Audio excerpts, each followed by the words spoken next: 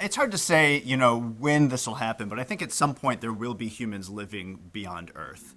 It seems that there's a lot of compelling reasons for us to do that, and so I think the things that we're doing now to prepare for that future are really important. And I'm an evolutionary biologist, so I try to think about the biological changes that might come about if we move beyond Earth and start inhabiting planets, moons, and other places in our solar system.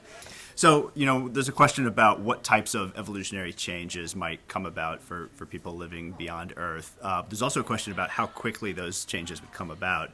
I think there's reason to believe that evolution in space or on Mars or elsewhere beyond Earth will actually happen faster than what we're used to here on Earth for a couple of reasons. One is that the amount of radiation that we're exposed to beyond Earth is much higher, and radiation causes damage to DNA, which leads to mutations.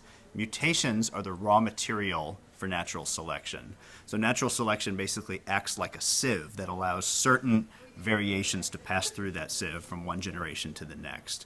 And so with more variation that comes about through mutations, you can expect some of those mutations to be beneficial, and those will be passed on from one generation to the next through natural selection. So that process should be faster in space than it is here on Earth. And at the same time, we know that because the environments that we'll be living in are so different from the environments here on Earth, that those advantages will be magnified, meaning that any slight advantage that one individual has over another will actually constitute a bigger advantage than it would ordinarily.